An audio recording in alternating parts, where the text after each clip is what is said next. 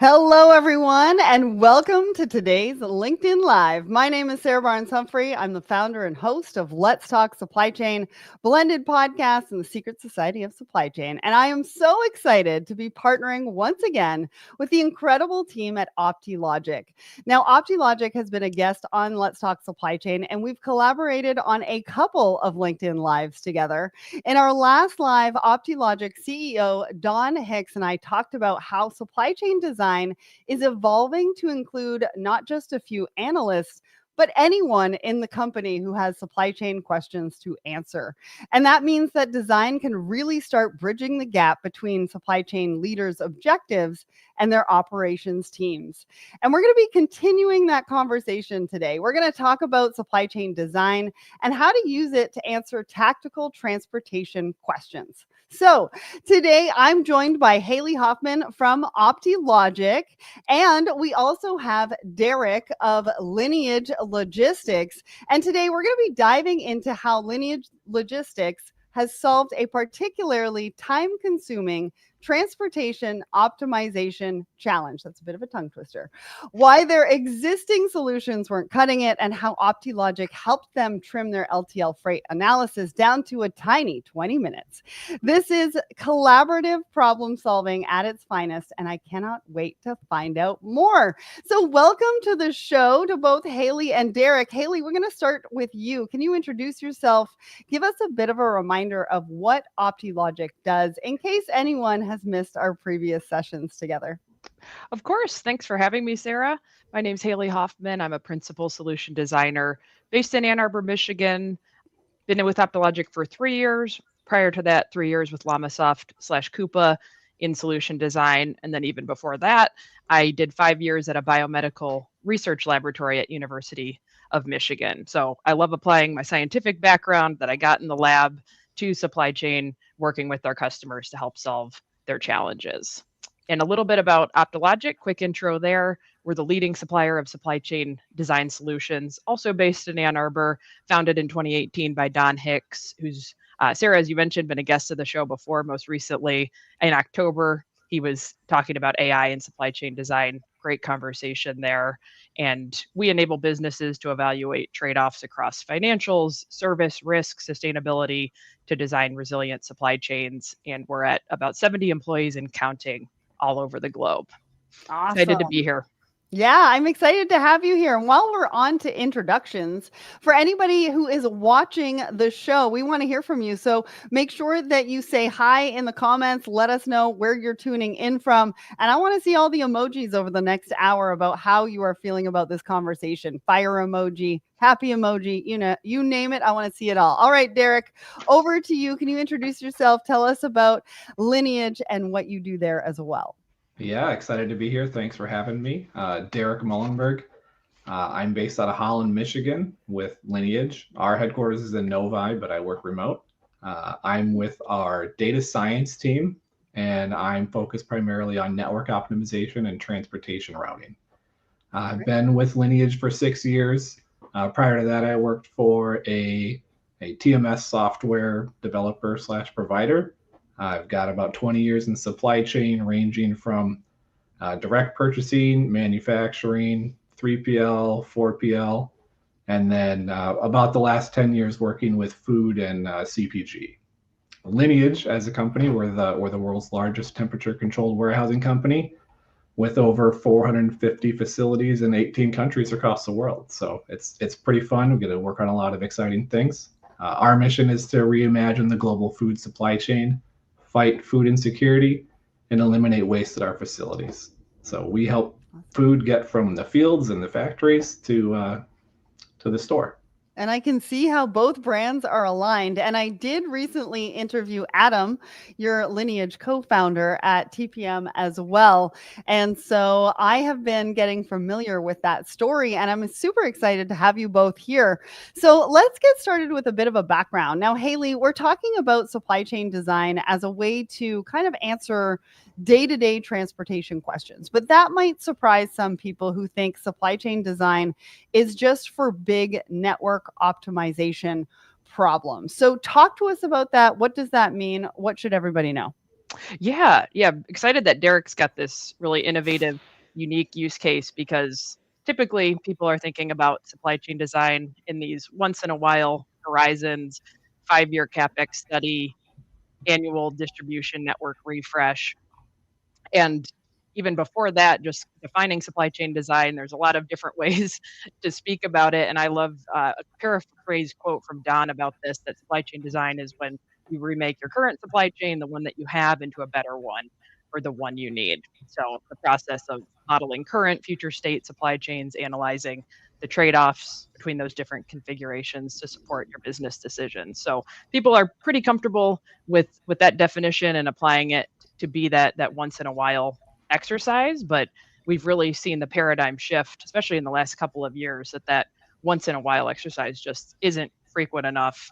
You've got the external factors, dynamic market, inflation, unpredictable tariffs, weather disasters.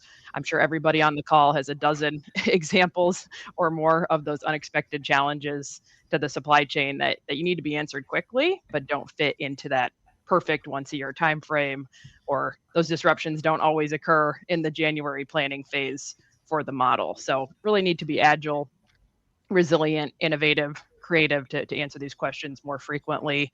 And that more frequent basis, we see that that's supported from a few different factors. One is the advancement in algorithms, hardware, tech, to be able to handle these more detailed, complicated models. And then the other is innovators like Derrick, who's got a question that doesn't fit into that perfect once in a while horizon, and then has figured out with tools and support a way to answer that. So can't wait for you to hear about how he reduced his cycle time from days to a few minutes to do this really innovative use case. Me too. And disruption is all around us. I'm glad that you mentioned tariffs, because I'm pretty sure everybody's redesigning their whole supply chains right now as we speak. And so this is a really timely topic. Now, over the last year or so, I've seen a big rise in conversations like this. And I think tariffs most recently is one of the drivers. But what are some of the other drivers for supply chain design adoption? You mentioned internal factors, external factors. What do they mean? I mean, obviously, external factors, tariffs, et cetera, et cetera. Is there anything else that you would add to the list for either of those? Yeah, I've got a couple more that come to mind. So starting with the internal factors, just we hear from especially newer customers to design, they need to stay ahead of their competitors. They're going to do a merger, new product introduction, some kind of strategic change. They need those advanced analytics or design tools to support that. So that would be internal factor number one. Number two is just overall that design tools are easier to adopt. The barrier to entry is lower to adopt and use these tools. So the quote, you don't need a PhD to run these tools anymore, or to find someone, the one person at your company that's smart enough to use these and takes a year to learn them, that has shifted. So more people within the organization can adopt those tools. Barrier to entry at Optilogic, you guys can sign up for a free account and test it out yourself. So totally eliminated the barrier to trying it, which is just a little small promotion there. And then the third kind of internal factor that I'd say, which is very important coming from our mature customers, is that they've created a positive feedback loop at their organization to drive adoption. So the design teams create implementable value, the organization recognizes that, the leadership prioritizes it, and then it just keeps cycling. So those would be the three big internal ones. External, Sarah, you mentioned tariffs is huge.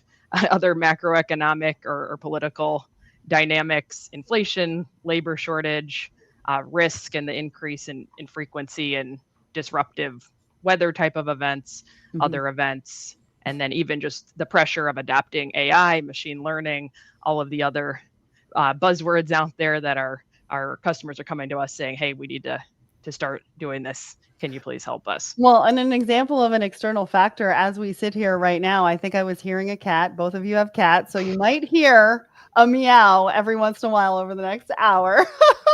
Guilty. I love it, Derrick. Listen, that's why I just wanted to let everybody know it wasn't, anything but a meowing cat, because it could go a lot of different ways. All right, Derrick, let's bring you into the conversation. What's driven supply chain design adoption at Lineage? What does that look like? Yeah, so as I'm sure you've talked about with Adam, Lineage is we're a data first company, right? Where we want to innovate. People think about cold storage warehouse and they think, oh, you've got freezers and you put stuff in and you take it out, right? We've at Lineage put a lot of technology into this industry, into those buildings, and the next obvious extension of that is let's look at our transportation, because that's how we're getting things in and out of these buildings. So transportation and supply chain design, that's the next obvious step after we've started and made these big transformations at our warehouses. We do want to be able to continue to grow and improve our service to our customers. Supply chain design allows us to evaluate those choices and quantify that. And ultimately, we want to make sure everybody has the best customer experience we can. Awesome. Awesome. Yeah. And when we think about cold chain, and cold chain has been a pretty hot topic as well in the industry lately, but you're right. Sometimes we think about it just being those deep freezers and things like that, but it's so, so much more. And I know we're going to dive a little bit deeper into this later on. Can you talk to us broadly about how you are using supply chain design adoption? Mm-hmm. Yeah. So I use supply chain design in a more obvious method, looking at network analysis, network optimization, high level kind of stuff. But the more unique use case that Hayley referenced is transportation routing, and it's really letting us take a very detailed look at how small changes in our network can impact individual sites, and it's at the truck level instead of macro, right? So Right. that's the more exciting one. Awesome. And we're gonna get to that in a little bit. Just back to what Hayley said. Kevin says, love the barrier to entry acknowledgement. Sometimes people click into a demo and they get stuck in sales and demo process for 2 weeks. So he's totally agreeing with you. Loving all the comments. Keep them coming. If you have any questions, make sure to put those in the comments as well. So we know that supply chain design is important to modern businesses, but some people might be wondering, why supply chain design for tactical questions like these? So, Derrick, why not use a TMS or a planning system? Like, what limitations were you running into? Why did you need supply chain design? Yeah, I mean, that's an excellent question. So, having been in this field for a while, I've seen and used a lot of tools, interacted with people using different solutions. The first one that comes to mind is obviously simulation, which we do when we're designing a warehouse, and it's extremely detailed. You can model whatever you want. The problem is it's so granular that it's a large effort to get into that, right? And the amount of data you have to have is honestly a little bit cumbersome sometimes for people to want to do that. So simulation's nice. It's a little bit too heavy for these sort of what if questions. In a different vein, a TMS system is at its core an execution system. Right. It's built on workflows.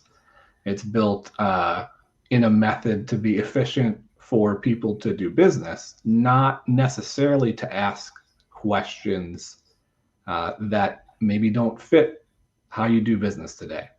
So the processes are modeled around your data flows and how you do things today. Going against that, you end up kind of fighting against the system just to try to give it the answers that you want to have. And getting data in and out can often be a challenge as well, just because it's designed as an execution system. Right. Right. That's such an interesting point. I was talking to somebody earlier today about data and how it's being used, how it's being managed, how they're working with vendors, how some are sharing data, some aren't sharing data, data security. Like there's a lot of different questions around that. And working, I think, with the right system partner can really help you get around some of those big questions. But let's talk about how you got approval for investing into Optilogic, right? A lot of people, a lot of supply chain leaders, supply chain professionals, they are looking at a variety of different solutions and options and there's only so much budget for technology, right? So talk to us about how you got that approval, and had you done supply chain design before, or was this something that was kind of new to you? Yeah. So I've done supply chain design before in my career, just at different companies. I was actually brought on at Lineage to address a need, which was, hey, they said, guys, we have to do this in order to compete, right? So fortunately for me, I didn't have to make the business case. I was the business case, right? Great. So that made the sell a lot easier for me. But realistically, as you scale, and even if you're a small or medium-sized company, if you want to be able to answer those questions and have that agility, I think these kinds of tools are becoming more of a prerequisite rather than a nice to have. If you don't have these kinds of tools, somebody next door, they might have that, right? They might offer that. Customers want solutions, right? And if you can provide them answers in a data-based way, so much better. Well, and I think also too, what you're talking about is competitive advantage, right? Exactly. These are the tools, the resources, the systems, the platforms that could potentially put you ahead of the competition in a very intentional and different way. Amazing. All right. So Hayley, let's bring you back into the conversation. I mean, you're talking to hundreds of companies a year about their supply chain challenge. Is Derrick's situation common? Like, how does design fit in with other supply chain technology, or how does it fit into the overall conversation about supply chain technology? Yeah, so very, very common. Companies come to us looking for better, easier, faster, more pragmatic way to get to a resilient or more resilient and efficient supply chain. And I love when Derrick's comment there that the TMS is not designed to ask questions. That's really where we see us delivering that value. Is you can't outplan yourself or outdesign yourself out of a poorly planned supply chain. So where design fits in is I botched that. It's really, you can't plan your way out of a bad supply chain design. I think Don said that a million times. Yeah. And so where design comes in, it gives you that sandbox to do the what ifs, do scenario analysis, and get the instructions that then you will feed to the planning and execution systems. But planning and execution, they're great at doing the day-to-day, running the business, but very difficult, like in Derrick's example with his use case, to arrive at those answers in the planning system. Yeah, so it's really an important tool to have in that toolkit. And I just realized your background has a frog in it, and your demo is called Cosmic Frog. I love it. This is actually our patio, a picture of our patio. They did a mural that this is a real live one for anyone that comes to visit us in Ann Arbor. You can sit on the patio and have a beverage while looking at this. Nice. Only in the summer though, right? I mean, technically we're still in It's a little chilly in the winter, but open year round. Yep. All right. So Derrick, let's dig into the situation you had at Lineage. Like, one of your core service offerings is transportation consolidation. So you're combining customers' LTL freight with other customers' LTL freight, which we do in ocean freight as well. And I can imagine that, and I know from experience that it can be very complex, this task of, combining, consolidating, etc. So how had you been approaching the problem before, and why did you decide to make a change? Like, a lot of people don't make a change just to make a change, right? There has to be some pain points in there. So talk to us about what that looked like. Yeah. So when I started at Lineage, I think the approach was much as it is at a lot of companies, where you say, okay, I'm going to plan to route this freight. Let's get a map. Let's put some pins in it, put some string on it. Maybe I'm showing my age a little bit, but you can get pretty close to a reasonable answer just by engaging your brain and looking at that, right? Now, the question is, can you scale that? And I think the answer is no, you can't, right? And how can you measure success, right? So at its core, and what I always try to bring to the table when I tell people, why are we doing this stuff?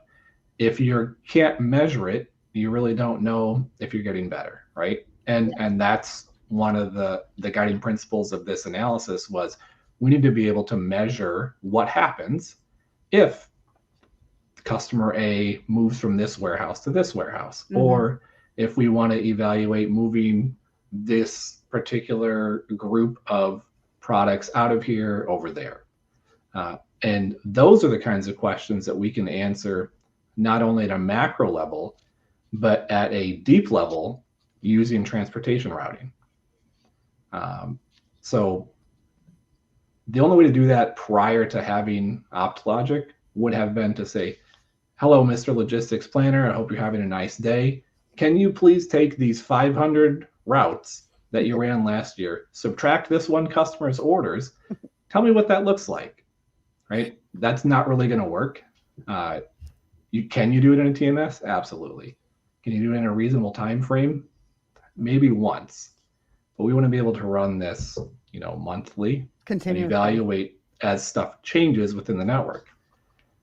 So even as I started down this journey of putting it in software, the first versions of the model I ran took me about 2 weeks to run for 3 of our facilities. Wow. So as I was able to move and automate more portions of that, we got to, okay, now I can do 9 sites and we can have it all done in 20 minutes, right? Now that's the result of 2 years of work and me learning Python and a whole bunch of other things, but it was enabled by the techniques that we have available to leverage in the packages and the code with Cosmic Frog. Well, and I wonder, in that scenario that you were saying, was that an email or did you walk over to them and say, this is what I want, and run away without getting slapped? I sat next to a lot of our logistics planners. So one of the things you got to do is you got to go and talk and understand why was it routed this way. So I had many conversations with them just to figure out, am I running this correctly? Because I'm not a freight planner.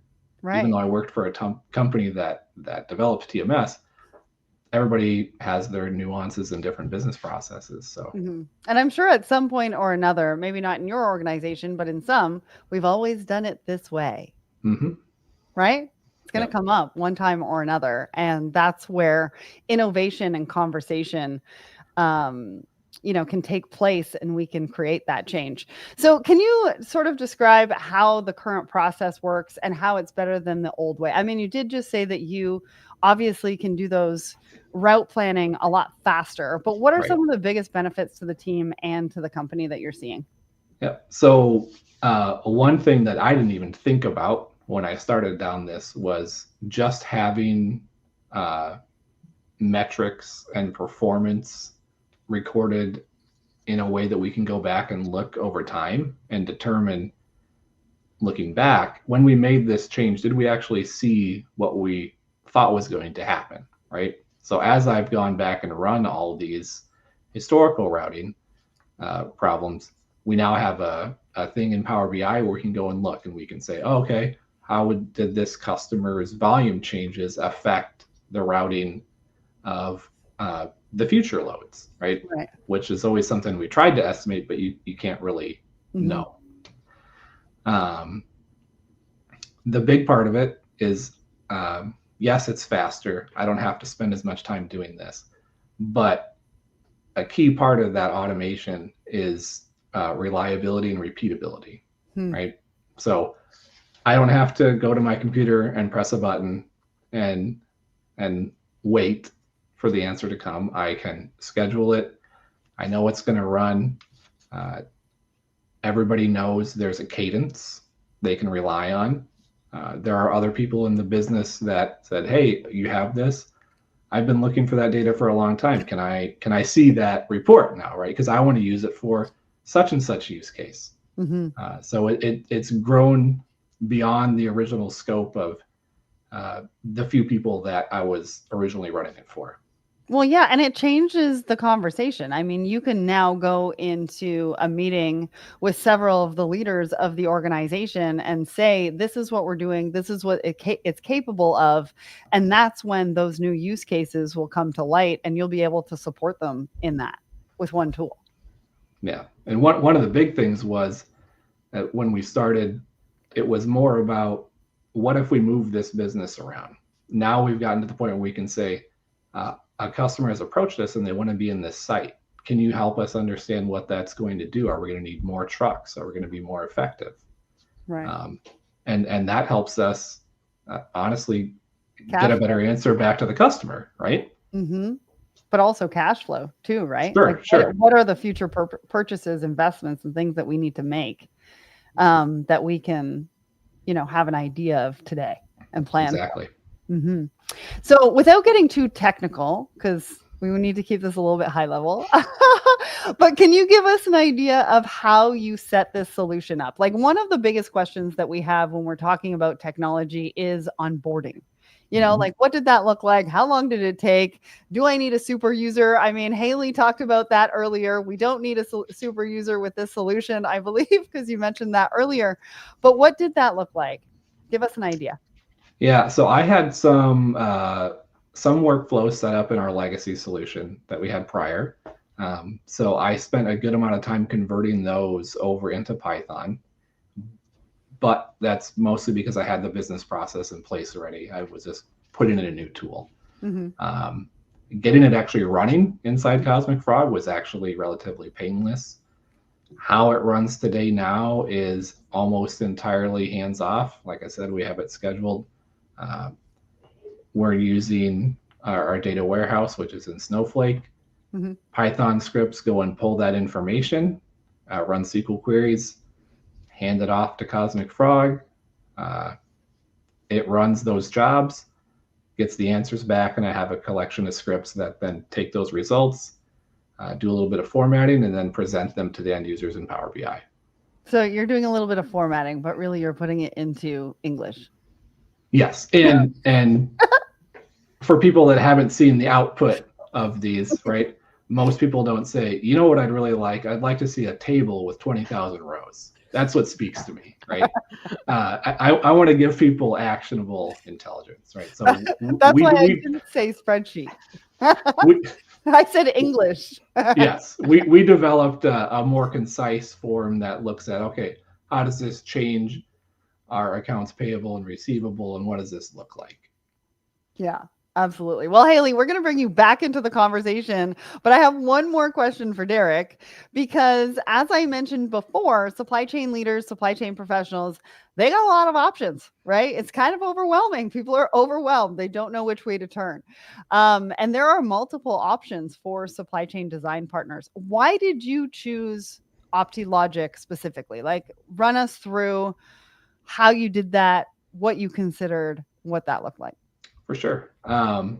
So not everything's going to be the best fit for every company, right? You got to evaluate who your users are going to be, how many users you have, who the consumers of your information are going to be, and what kind of people are going to be in the solution running the models and doing that kind of stuff, right? So one of the big draws to me was, as a user who's been in this for a while and had relatively automated as much as I could of this process, I was looking to make that next step. And that next step was the Python package that's available with Optilogic. And I kind of joked with Hayley. I said, the limit of Python is how much do you want to have to deal with the code that you wrote yourself, right? You're limited by your own creativity in the sort of solution you want. Because often every piece of software has its limits, right? And people do their best to try to say, okay, this is going to cover 90% of the use cases. It's that last 10% that may take a little bit of time, may take a lot of time. But if you give people the flexibility to create that themselves, you can really streamline the whole effort.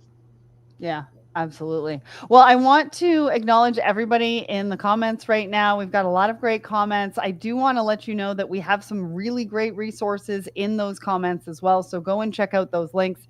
And I want to acknowledge Joyce over on my personal LinkedIn as well. I acknowledge that you have a bit of a lengthy comment, which we will try to get to in a little bit. All right, Hayley.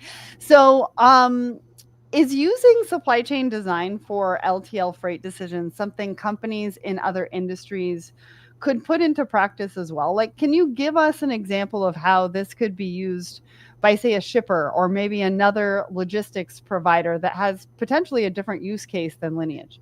Yeah, of course. And Derrick, thanks for the great explanation of what you've been doing. And for the audience, if your ears perked up at any pieces of or any piece of that, those are all areas where we could help. But likely your use case doesn't fit exactly. So really, regardless of your industry, we can support you in decision making around carrier selection, service level verification, freight rate analysis, shipment consolidation, fleet routing optimization, any of those strategic transportation questions.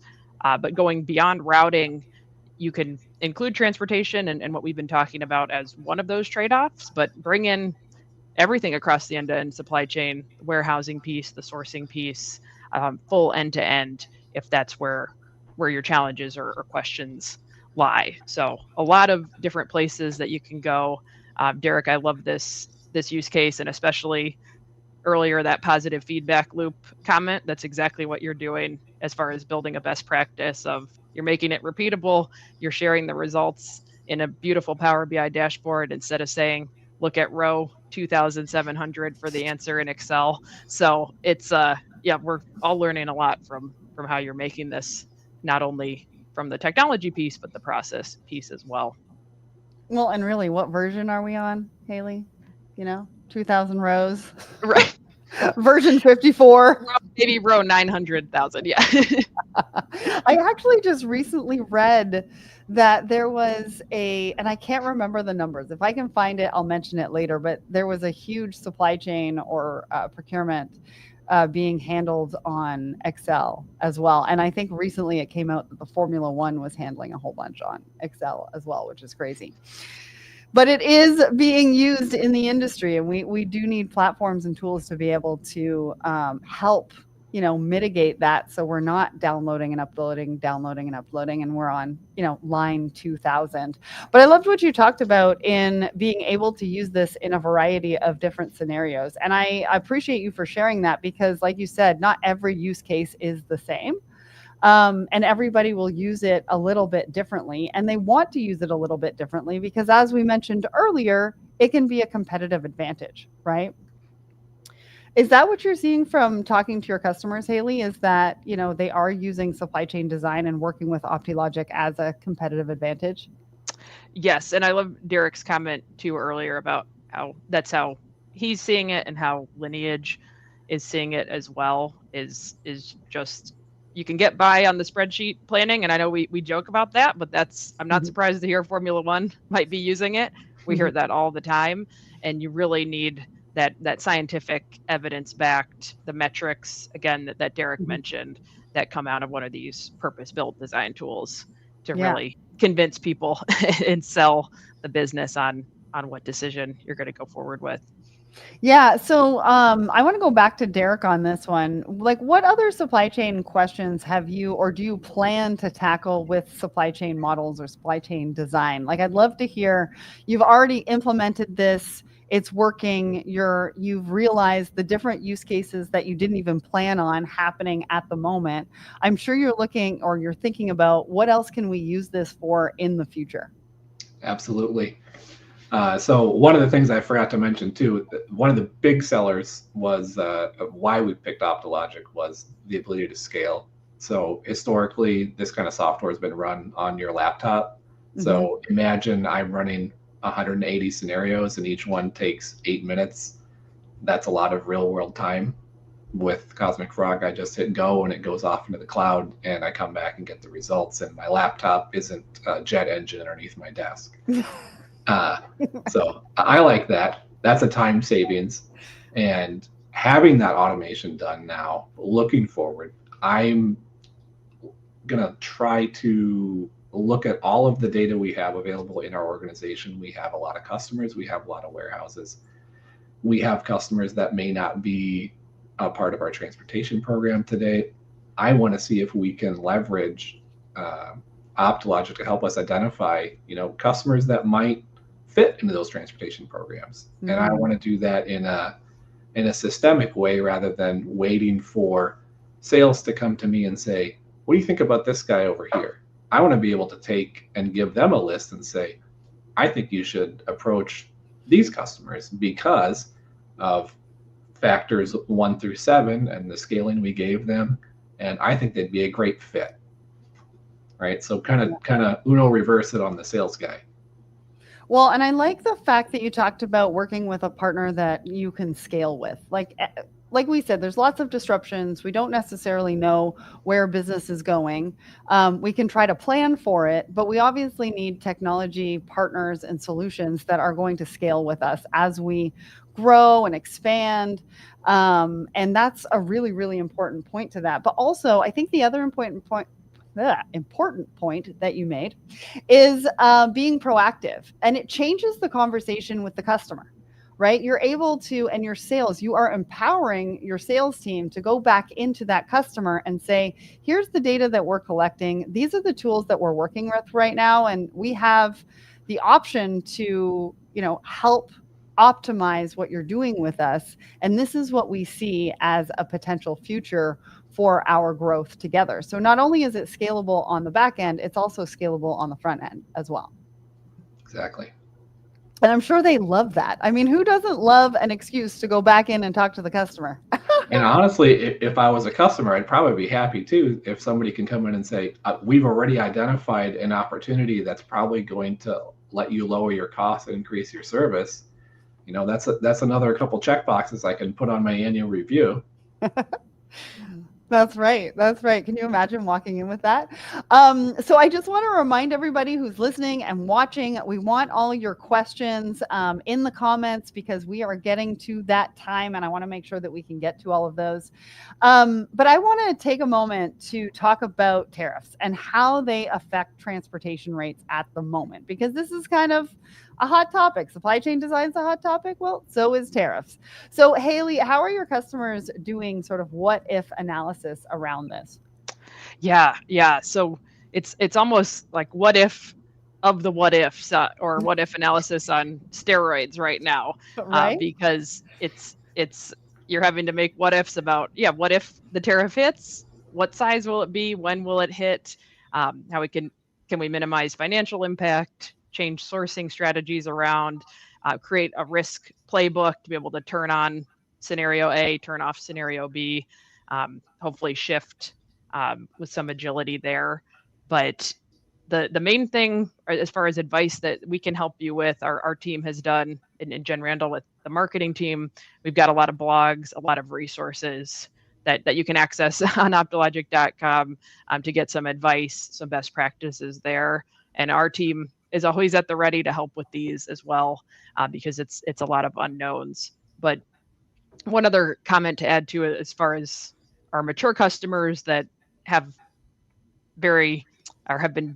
building this design competency for a while, one tool that they're leveraging is sensitivity analysis, so that they can see a whole broad range of possibilities, not just the scenario A versus scenario B, but potentially hundreds or even thousands of different configurations, and find where that tipping point would be of, okay, if the tariff goes above this percentage, go with plan A versus plan B. And can't predict the future, as Don says, but you can get that playbook coming out of your design tools.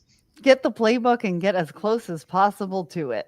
Yes. So, Derrick, how does Lineage view the tariff disruptions? And are you using modeling to prepare at all, kind of like what Hayley was talking about?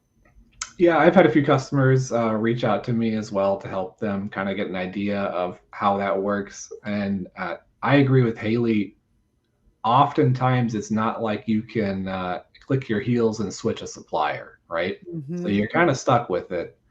And like I said before, if you can't measure it, it's going to be difficult to know what happens. So if you've got a model in place and now you can ask it these sort of questions, you can hopefully get some insight and talk to your friends in accounting and say, here's the range of possibilities I see. Here's what we can plan on. I don't know where it's going to fall. It's probably not worse than this and probably not better than Y, right?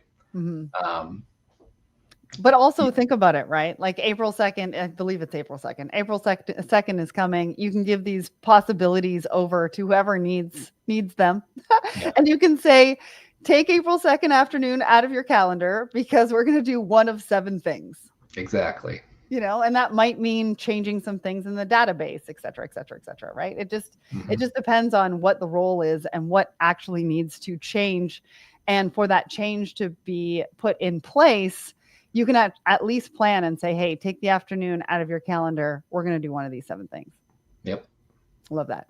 So Yvette made a comment in the comments, time is money and we need the data to make smart decisions. Smart girl. Thank you so much for joining us. And I really like that. It's a little bit longer, so go and read that. But I do want to talk a little bit about the people part of the equation. Like for a company to do supply chain design continuously as a competitive advantage, like we've been talking about before, having the right people, skills, support is essential. I've said this before. Digital transformation is only 20% technology. So this is an integral part of the conversation when we're talking about bringing in a new tool, platform, etc. So Derrick, can you tell us what your design team looks like? Like who are the internal stakeholders interacting with the solution? And I think this gives us a good idea of, what kind of resources we need. Yeah, so I'll preface this by saying we're probably not like a lot of maybe shippers that would be using this solution. We have our own customers, right, as a service provider. So I've got customers that are internal customers and customers that are external customers. Yep. Oh, and don't I know? we use Optilogic for everybody. So because of where I sit within the Lineage organization within data science, I have access to all of the data sources that we have in Lineage and people that can help me leverage all that and work on Python and things like really technical that may be out of the reach of maybe an average or starting user. So we have 2 people in the organization that are actively running the tool.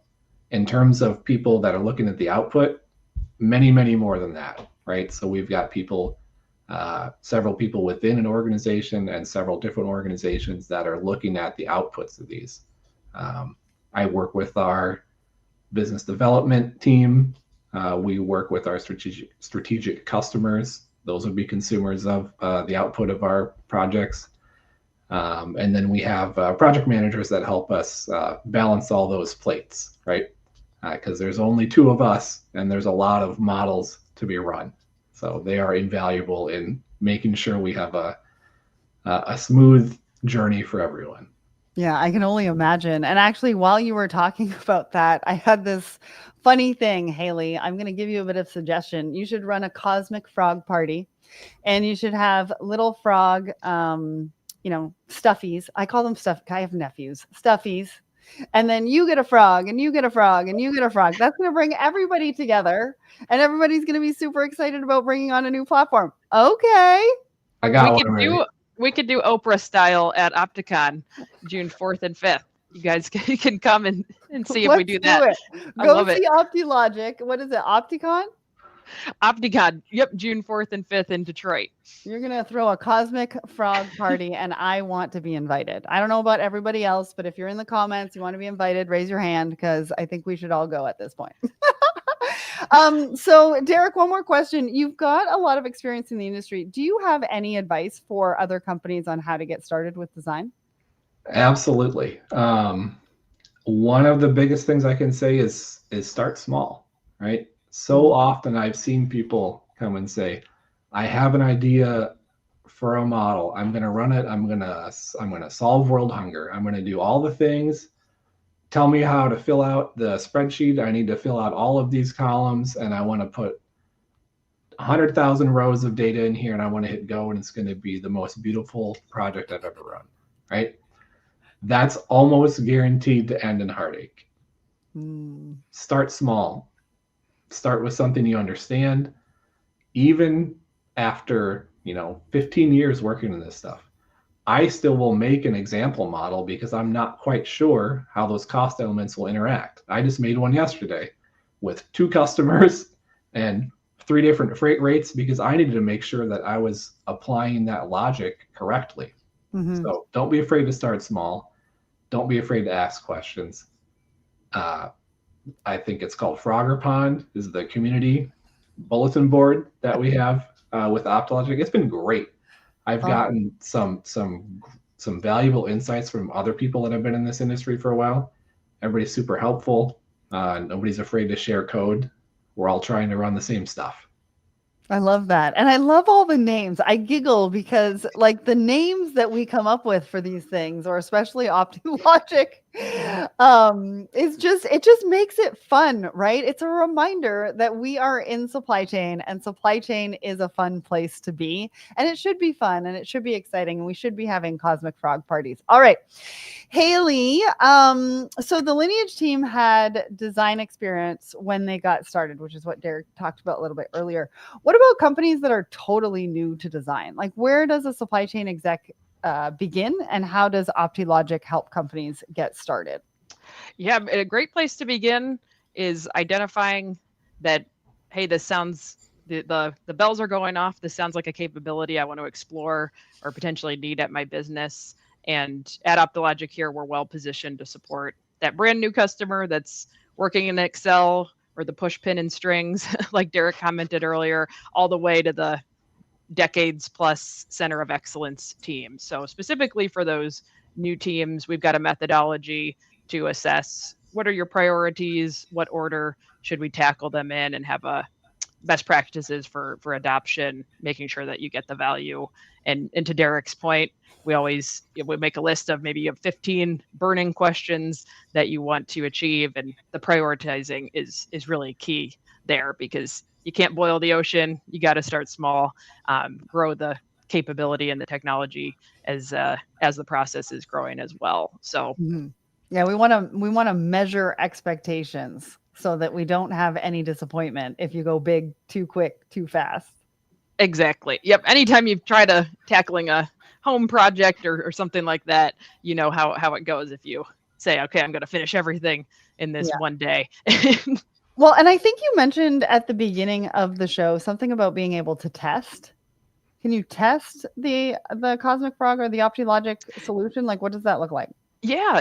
And the small wireframe model that Derrick was mentioning, just doing something simple, that's a great application. If you go to optilogic.com, create a free account, you can have a trial of working within the software with example models and access those blogs and information I was talking about for topics like tariffs and other burning design topics that we've got there to share. Awesome. And you can find all of that at optilogic.com in case you're looking for that. I know we've also got some links to a lot of great resources in the comments as well. So make sure to click on those and head over there.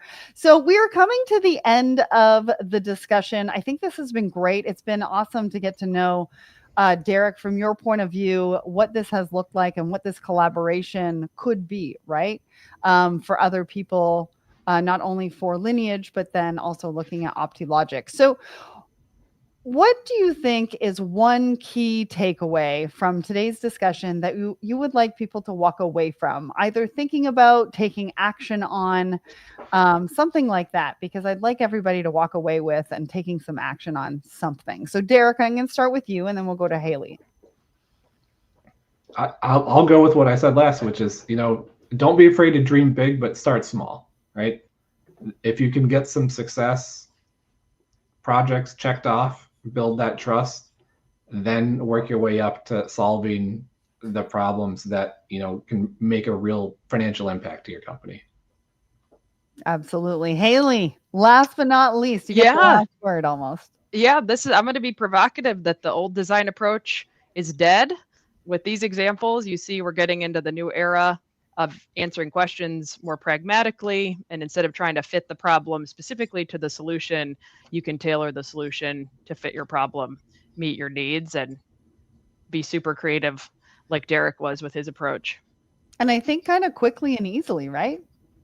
Absolutely. That's the name of the game. Nobody wants a long, drawn out, onboarding anymore. Mm-hmm. All right. Well, that wraps things up perfectly.